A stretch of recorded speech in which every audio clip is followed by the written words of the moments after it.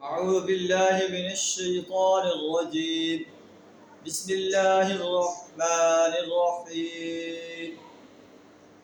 وكذلك أوحينا إليك قرآنا عربيا لتنذر القرى ومن حولها وتنذر يوم الجمع لا ريب فيه فريق في الجنة وفريق في السعير. ولو شاء الله لجعلهم أمة واحدة ولكن يدخل من يشاء في رحمته والظالمون ما لهم من ولي ولا نصير. صدق اللہ العظیم. سورہ الشورى آیت نمبر 7 اور 8 آپ کے سامنے تلاوت کی، جن کا ترجمہ کچھ اس طرح ہے: وَكَذَلِكَ أَوْحَيْنَا إِلَيْكَ قُرْآنًا عَرَبِيًّا. اسی طرح نبی صلی اللہ علیہ وسلم یہ قرآن عربی ہم نے آپ کی طرف نازل کیا ہے. لِتُنذِرَ أُمَّ الْقُرَىٰ، تاکہ آپ بستیوں کے اس مرکز یعنی شہر مکہ کے لوگوں کو خبردار کر دیں. وَمَنْ حَوْلَهَا، اور اس کے گرد و پیش رہنے والوں کو خبردار کر دیں.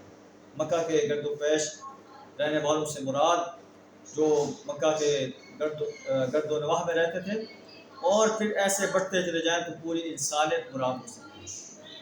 ان کو خبردار کر دیں کہ اگر تم اللہ کو چھوڑ کر کسی اور کی پرستش کرو گے، کسی اور کو بندگی و غلامی اختیار کرو گے، کسی اور کی اطاعت کرو گے، کسی اور کے آرڈر کو مانو گے، کسی اور کی حقیقت کو تسلیم کرو گے، تو تمہیں اللہ کے عذاب کا سامنا کرنا پڑے گا.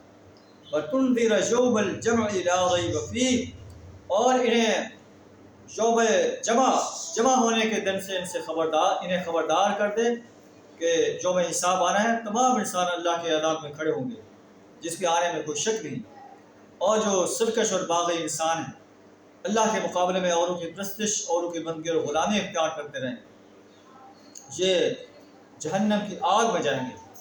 اور جو ایمان لا کر عمل صالح کرتے رہیں، دین اسلام کے بے لاگ دعوت انسانیت کے سامنے پیش کرتے رہیں، دین اسلام کو غالب کرنے کے لیے میدان عمل میں رہیں، ایسے لوگ جنت کے باغوں میں عیش کریں گے.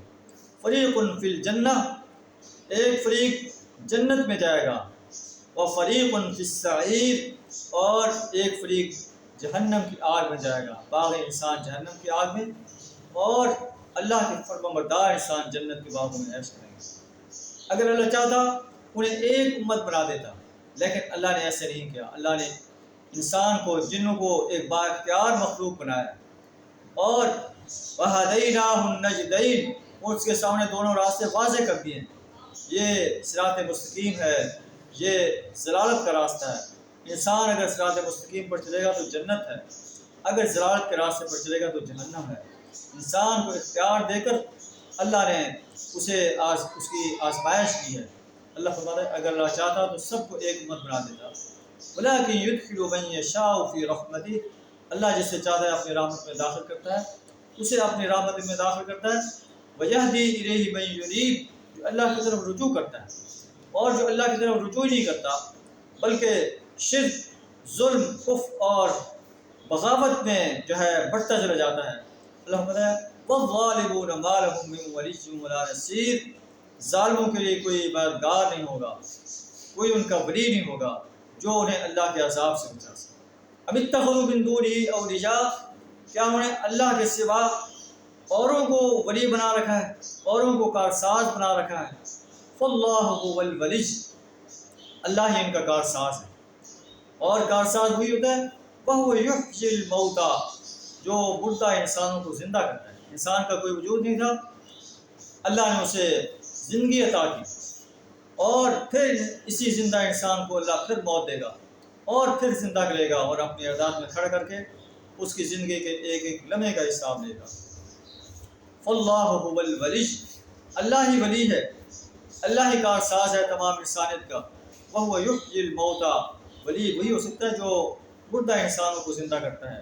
وَهُوَ عَلَىٰ كُلِّ شَيْءٍ قَدِيرٌ، اور اللہ ہر چیز پر قادر ہے.